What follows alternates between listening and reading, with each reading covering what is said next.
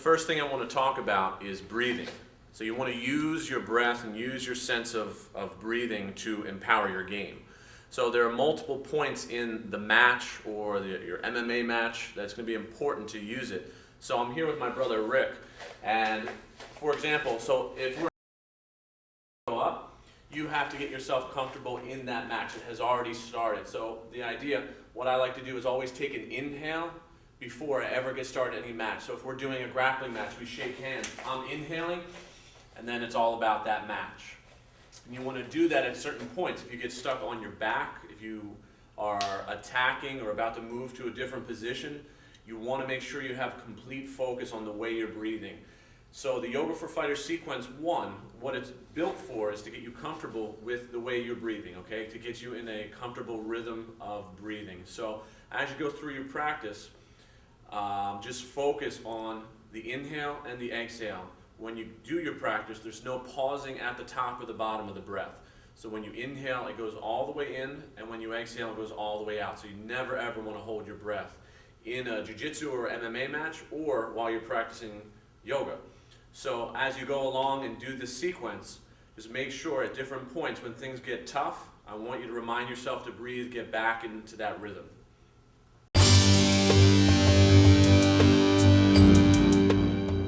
So what I want to talk about next is something called head over hip strength.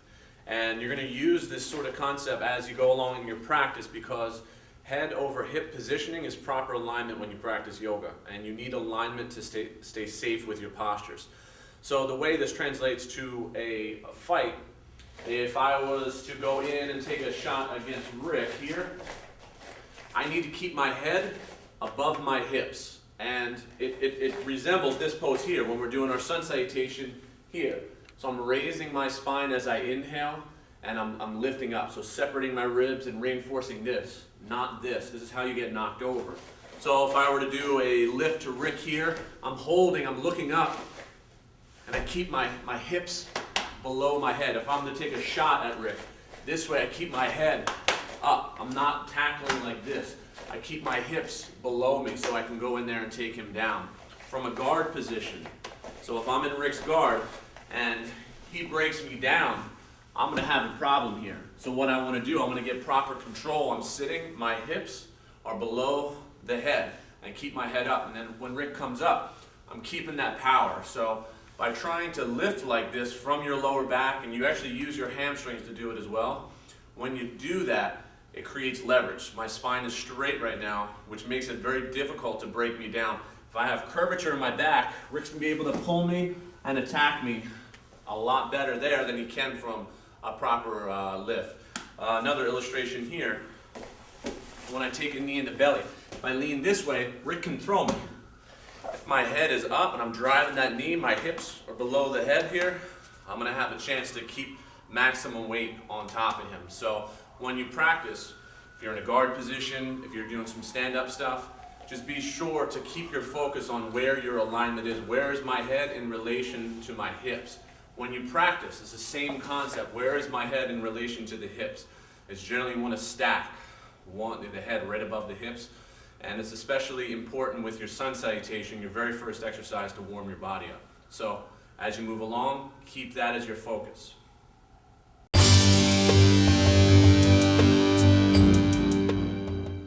Talk a little bit about a few strikes that a lot of people have problems with. That is a high kick, high tie kick, or a back knee, so a right knee. And the type of flexibility that you need is hamstring and hip flexibility. In general, I don't really think it's necessary to learn how to kick any higher than the ribs, but if you're a professional mixed martial artist, it's important to learn how to kick and learn how to block that high kick. So I'm going to talk about the knee real quick. So I need flexibility in my hamstring here, my glutes, and my quads. So there are quite a few postures that we go through in the Yoga for Fighters sequence that open up that area and actually make it easier to put that pressure forward.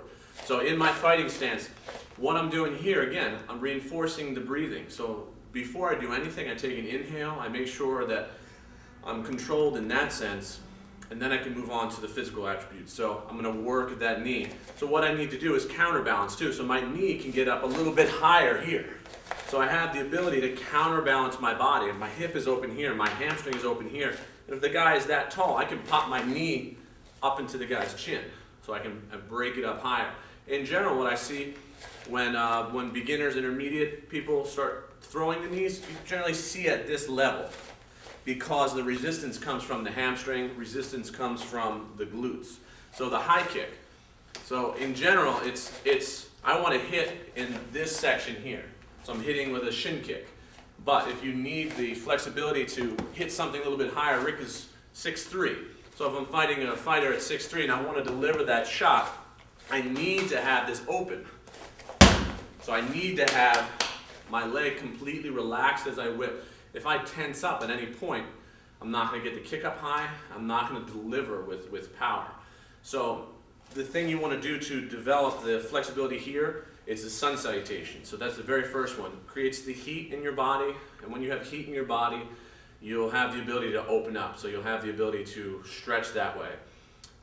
So before you do any of this stuff, before you throw your knees, before you throw your kicks, make sure you practice 5 to 10 sun salutations. Your hips will be open and it'll be easier to do this stuff, okay? So do that, do it very slowly, and the sun salutation is something that you can practice every single day. You don't have to take a break from that. So practice and have it improve your game.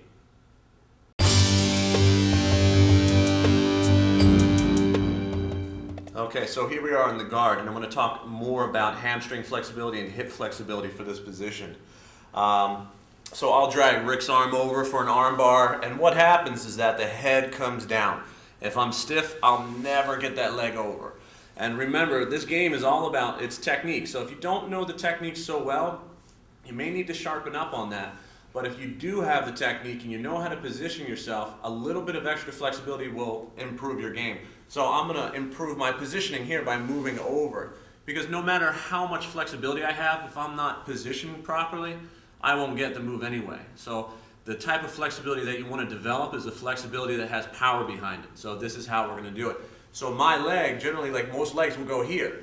But when I catch the arm bar, I like to take my legs back. So I'm actually hitting the guy when I catch the arm. So if I'm here, just like I said, I'm starting with a simple one. So I drag it, and then when I spin, I'm taking my leg up, higher, catching his head, and then hips up to submit. And the same thing's true on the ground. So if we switch positions here, and Rick's on his back, I'm mounted, you'll see the similarity here. So slide here for me, Rick. So if I'm this way, and Rick maybe if he pushes up on my chest, I want to keep my leg as open as possible when I swing. So Rick will, he's putting pressure here. I go like this, and I want to keep all my weight as I come over. But if you don't have this openness here in the hamstrings and hips, it's going to be hard and heavy to take that leg over. So the first thing I'm doing is relaxing my weight. So I'm breathing, I'm consciously relaxing over him. He's doing all the pushing here. Then it makes it easy for my leg to go limp and catch it over here. Knees come together, and then the arm bar is here. So, again, you want to practice your sun salutation as many times as you possibly can to open the inside of the legs, the outside of the legs, your hamstrings, to improve your ability to take your leg. So think about it like knee towards your nose. So you want to whip that leg over in an arm bar situation. It's easy to do that once you've opened up.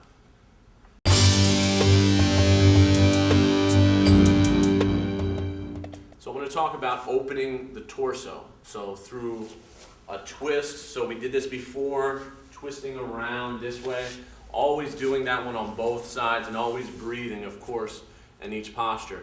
But this one directly translates to pins from the side here. So the one that I like the best here is the basic scarf hold this way.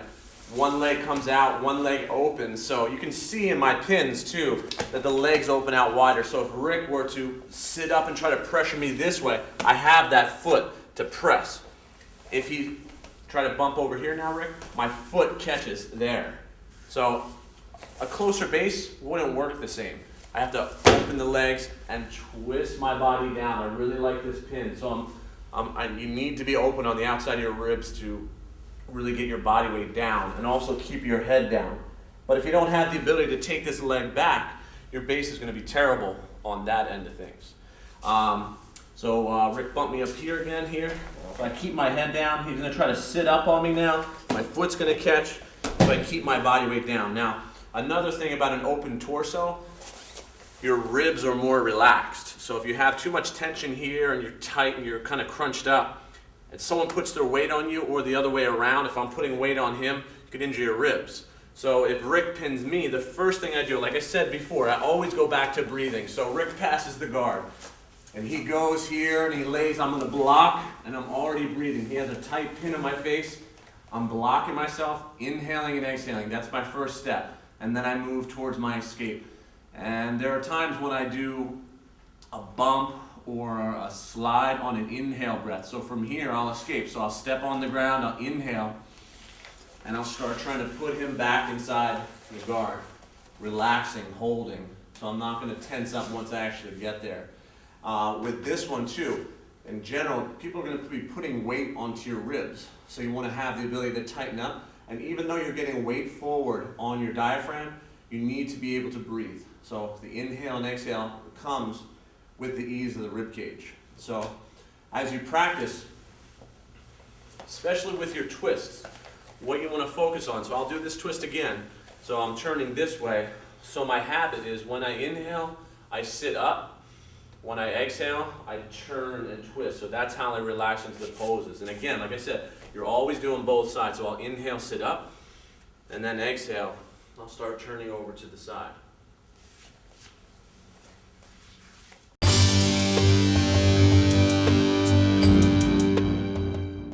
The next thing I want to talk about is having open knees for a lot of different reasons.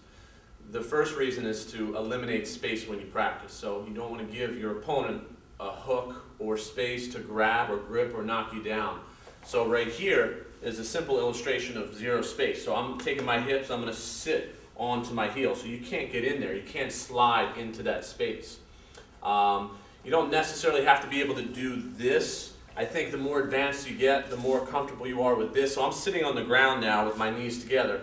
But when I fight, it's not going to look like this. It may look more like being open and wrestling on the ground. May have to take my foot outward sometimes and inward sometimes. And it just eases my movement on the ground. And like I said before, I stay tight. So the first illustration of where this is important. So if Rick's on his back here in the guard, call this a shield leg. So when the guard, I'm stepping up like this, blocking his triangles and armbar attempts, and he can't get his hook inside here. If I put my foot like this, Rick can hook right inside and work my leg. I want to eliminate all of that with my flexibility and immediately when I break his legs open. So if the situation looked like this, so I'm here, I get my base, I put my knee inside, I break Rick's legs open, and I sit. Zero space right here. So if you back up, I'm sitting super tight this way. The biggest mistake that I see during this pass is this. You lose your base here because your heel comes off the floor. If my heel goes down, I can put my pressure forward if I need to, and I can go in either direction, over this leg or over that leg. So to do that sequence again, I'm here, Rick, he can't get his hooks inside. I can do a cut pass. So the cut pass, it requires me to sit on my heel for a moment. So when I drive my knee to the floor, I'm sitting on my heel. If I don't have that flexibility, I'm up here. Rick can grab my leg and start taking me over. I have no base. He can also wrap around my leg this way and take me forward. But if I'm sitting this way, can you grip it? Yeah, I'm at zero space. So I'm going to keep my underhook. I want to sit down, and I'm sitting over here for base, legs open wide. Another thing that I want to talk about, so if I were to do it in the opposite direction, so with this leg, it's the idea of keeping a hook inside. Now I want you to watch my back leg. So this is my primary drive leg. I'm going to keep my forward pressure always going. So I come in here. I keep my elbows in. I keep no space here. As I drive forward, watch my back leg. So independently here, your legs have to work unconsciously. So as I move one, the other one comes out naturally. This hook right here is referred to as a yoga foot. So the idea that it kind of thinks on its own. So if I keep my leg inside, Rick's going to trap me in the half guard. So he's going to lock his legs up, and I'm trapped here, and I have to fight further. But And once I come over, this leg here, I keep real close. I drive my knee, no space. This hook comes over. And if I need to, my leg here, I keep it controlled as long as I want. If I'm in an MMA match, I can fight with my hands. So if my core is dropped and I'm relaxed, my arms can always move because I'm not trying to hold him down. It's my body weight relaxing down as I go. And then from here, so this yoga foot here allows me to throw his leg out of the way and move to different positions. So if I were to do something like this, trying to raise Rick's leg here, but he pushes his heel to the floor this way, makes it heavy, watch my back leg. So I step, watch my back foot. See how my foot goes? Independently here. And I start moving. So if Rick tries to trap my leg, he doesn't have my leg, he has my knee. I can easily take my leg out and pass, and then move like this. Now the second one, this is also called a yoga hook. And this is a move I like because entering into the back position, I don't like hooking here first and then getting up, trying to work this hook in. By that time, this guy's good. He's gonna have his escape already set up. So this is, like I said, it's called a yoga hook. You need a lot of flexibility in your hips to be able to do this. This space here, so I get my close hook in first, and then the far hook is very, very easy to catch. So I'm gonna connect my hands, and this foot here is gonna pop right inside. So you do need a little bit of flexibility. So now I'll jump up here, start working my other hook inside. So again, Rick. So I take his side here, I put my knee in place. I can go here, I can go here, they're all fine. But I'm using this flexibility here to fire that foot inside, the first foot. And so I hold, and I'm using my core down, I'm relaxed, I'm breathing, and when I get my shot here, I fire that leg inside. I can step up here and start working even off to the side, and I get my control. So there we are again with open knees. So the further my knees can open, the more comfort I have on the mat. So this resembles here, this rounded butterfly position, it resembles me being on the back here. My knees are open this way. See how far they are? Sometimes when the legs are here, grab my heel, Rick, throw it right off, he starts escaping. What I like to do, I like to hook down here. It's hard to grab my heels because the choke comes right away. So if you're uncomfortable and your knees are up here and the guy presses a little bit, that's going to affect the game. If you start reacting to things like that, especially in the guard position, if I'm holding the guard this way and I have a collar or his head or something, and the knees are up high and Rick pushes down on my knees and I'm not flexible, it's going to blast the legs open. When I hold, my knees can go all the way down, so you can push forever right into the floor and it really won't affect. So what I'm talking about is this. So I've noticed those people who are stiff inside on the legs there, and the guy on top pushes, bam, legs come open. But here, I can relax. He pushes, I just relax. I have to react with technique. I start coming up or something like that, but I don't have to unlock my legs. So this comes from having open knees and open hips at the same time. So all of these poses, there's so many poses that'll affect your knee and hip flexibility. You want to really focus on the ones that you need right away. So if your hamstrings are really, really tight, what you want to do a lot of sun salutations. If your hips are really tight, if your knees are really tight and you're creating a lot of space, you want to focus on this pose here, and taking here on that pigeon pose, that half pigeon pose. And it makes it way easier to get those hooks in. It makes it way easier to fight and keep your knees healthy. Another thing while you practice, especially when you practice no-gi, it's a really good idea to wear knee pads. This keeps a continual heat in your knees. Your hips will open better because they're warm. Your knees will stay open because they're warm.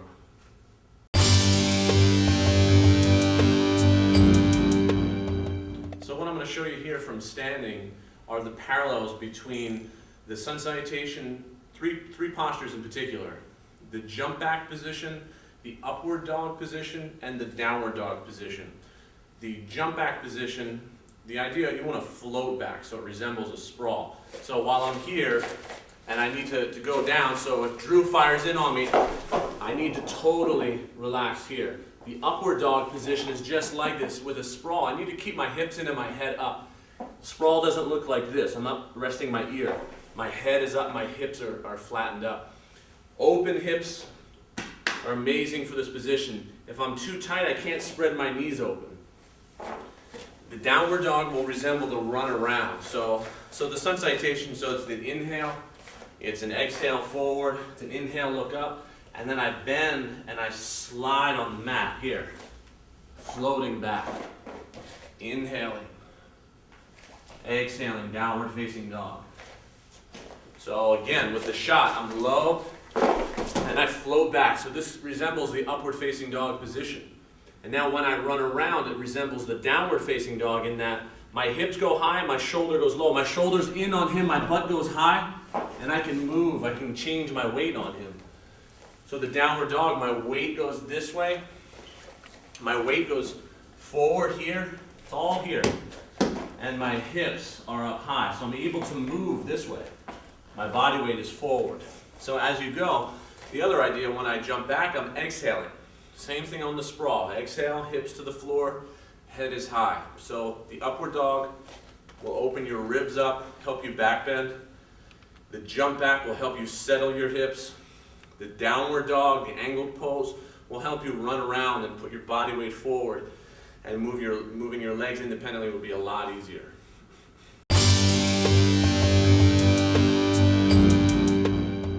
The rubber guard is a very important position in jiu-jitsu. I'm on bottom and I need to be able to use my flexibility to get my opponent in a triangle and an arm bar, or really just to get up to my feet again.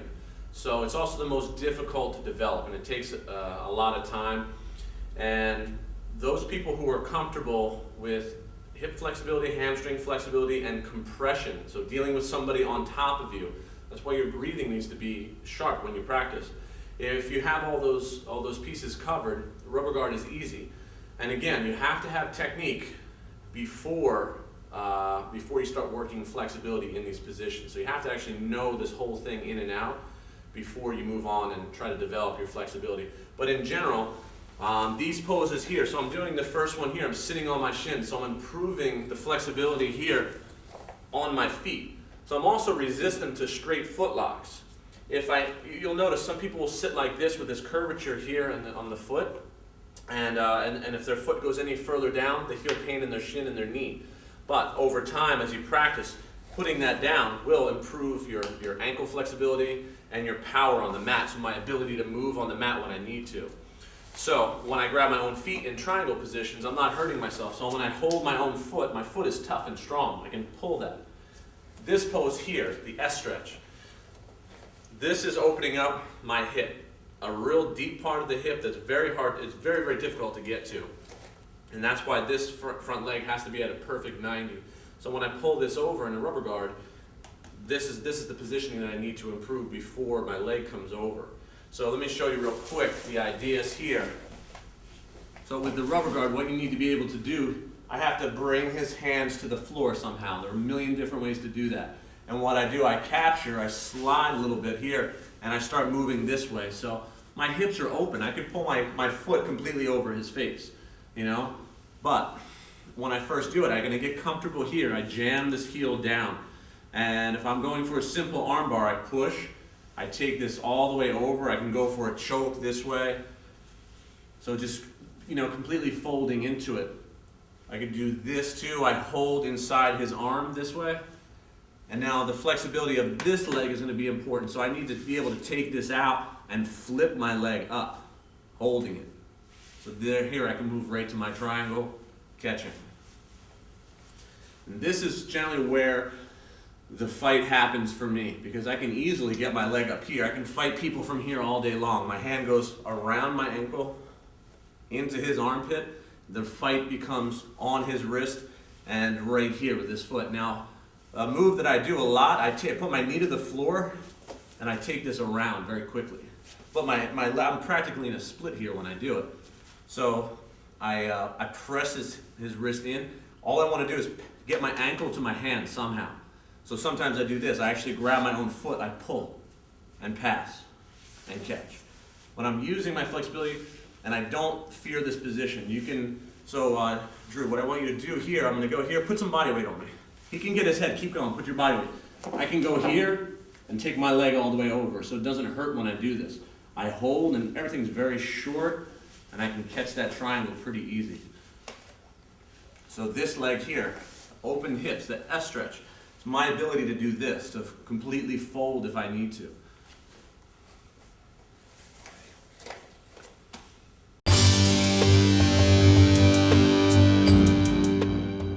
So I'm going to show you a few ways to maintain the guard with flexibility. If you don't have it, you're not going to be able to put as much weight and you're not going to be as quick. So that's why it's important to practice as often as you can. And so the first one is when a guy is under both of my legs. It's helpful, and it's this pose here that will help because it's opening my hips, opening my knees, and it'll get real heavy on his arms. So if he goes double under, I'm going to open my legs, so practically a split here, and dropping my heels heavy. Can you lift? So getting to lift me straight up in the air. So it gets heavy for him to move. I keep my knees open. Here's what generally happens. The legs get stuck up here. You stack and throw my legs over, past my guard. So my legs are close and he goes to grip, I open. My knees bow open wide. So it's almost like I'm almost out here with my legs. So he comes here, I get heavy on my legs, knees open, and I kick down. Another idea, when he's under one, my knee, I'm going to push it to the floor, and remember, this is flexibility. I'm going to push it to the floor, and my foot is going to pass in front of his face. So I'm doing it this way with my hand so I don't kick Drew. But as I go along here, turn your face to the side, so my foot passes in front here, in front of his face here. If I need some backup, I push the knee inside that way. So he goes underneath, I'm just fighting with my legs here. This one will come in, he goes back underneath. This one will come